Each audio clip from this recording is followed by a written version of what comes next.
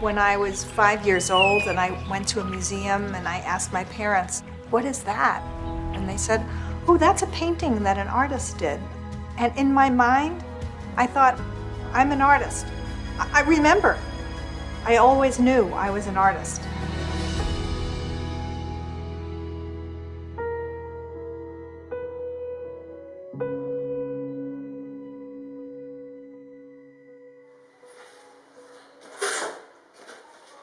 You know, I grew up in New York City, which was really lucky because I used to go to museums all the time. I went to Fashion Institute of Technology to study textile design, and I eventually became a wallpaper designer and did a lot of work in the textile trades. But eventually, I didn't want to be a commercial artist, and I wanted to make art.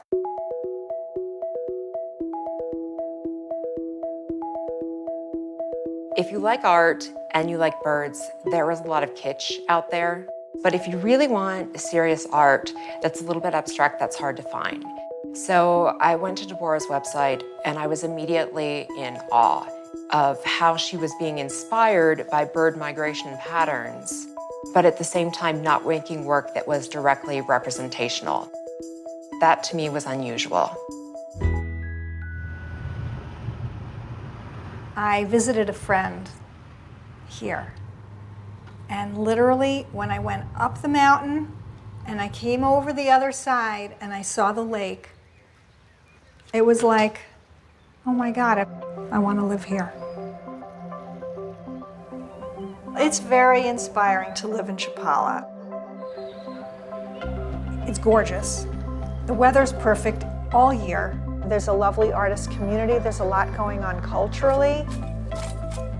Since we live right on the shores of a lake, we have tremendous amounts of bird life here. So I get to watch birds all the time. So living here in Chapala has really expanded my ability to do my work. Birds are a metaphor, and what's happening to the species of birds is a metaphor for what's happening to us. They refer to migration. And as a Jewish person, that has been a real theme in the history of my people. We have had to migrate from country to country in order to survive. So I feel some kind of a kinship with birds because their habitats are being reduced so extremely. We've lost about 50% of our bird species in the last 50 years. It's terrifying. We're destroying our planet. We're going to suffer from that. Nobody's thinking about that. I saw that her work is the perfect balance of art that is aesthetically appealing, but it also has a socially conscious point. Ella nos está expresando en sus obras que estamos a punto de perder nuestras aves, nuestra cultura. O sea, son cosas que debemos valorar y enseñarle también a nuestros hijos. I've been working with feathers for at least 15 years now, but up until 2 years ago, all of my feathers were made with some form of textile. I come from a couple of generations of people who were sewers or clothing designers. Fiber, textile has just been part of my life since I'm a very young child. And then one day, I was looking at my work and I realized the work is good, the ideas are great, but they're not integrated. And developed all of these new kind of feathers, but it took me a year. We started to silkscreen, and now the feathers are fabricated out of fused plastic bags, which sounds a little strange, but actually has an embedded narrative that's related to the work because they refer to commodification and consumption and the kinds of problems that are causing the destruction of bird habitats. I am extremely fortunate to be here in Mexico. In the US, I would never be able to afford a studio like this. You know, this much space and such high ceilings and all this beautiful light. It's the first time in my whole life I've been able to completely devote myself to my work. And it's like a dream come true.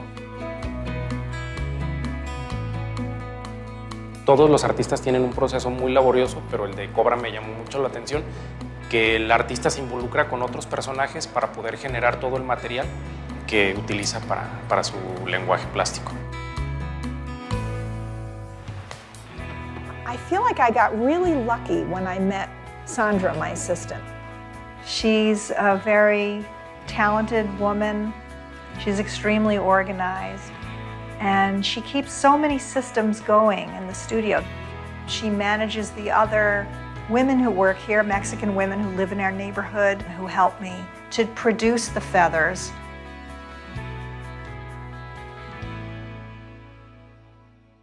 There's a lot of steps to making these feathers.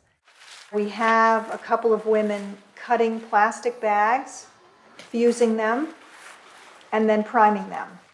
We organize ourselves into what colors are going to be printed on what sheets and what silk screen we're going to use. And again, it would be cool to try a dark blue.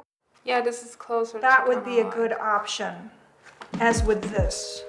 Also, instead of there being abstract designs in the work, the images on the feathers are images of endangered birds, birds in migration, and increasingly we're overprinting with lists of endangered birds in English and Latin, and an excerpt of Rachel Carson's Silent Spring, which is a very, very important book to the ecology movement. And then that gradually brought me to thinking about extinction of languages. So I have incorporated shorthand and Yiddish. And we have a new silk screen that we just started that has the critically endangered languages of Mexico.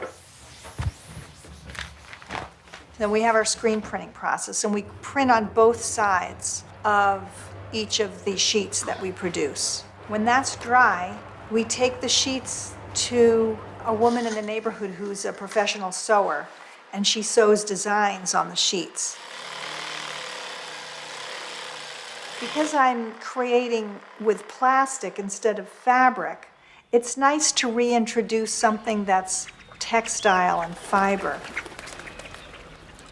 After we get the sheets and they're sewn, they come back to the studio, and we have a woman who takes a template and she sketches out the feathers that are in the template, and then she cuts them.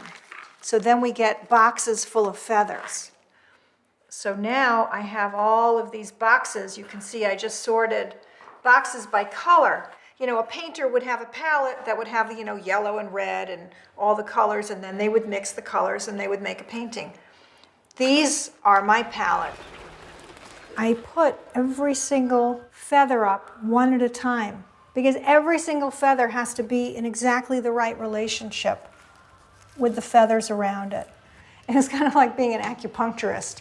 Like, you have to put every single needle in exactly the right place.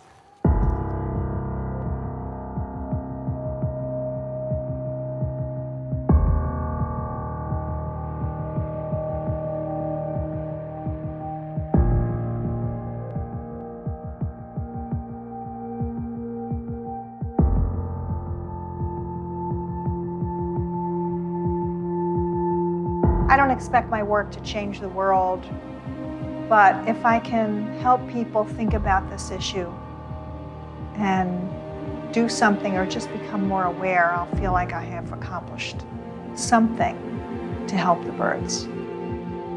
She conveys her voice, it's her ideas, it's her work, and it has a meaning, and it's really powerful, and I really like that, and I like to be part of it, and I like to learn from her. Trabajar con un artista es más que un trabajo, es un orgullo estar con ella. Siento que sí soy parte de estas obras. Me siento orgullosa porque nunca había trabajado con una extranjera.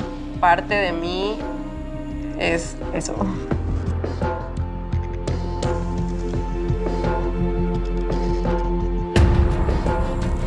This is a really special time in my life. I'm retired from my day job. I'm able to devote myself completely to my studio work. And because I have the staff and the help and the space and the light and the freedom, I'm able to do work that's only existed in my mind. So I'm very excited and privileged to be able to bring all my ideas into existence. So this feels like a really precious moment for me as an artist.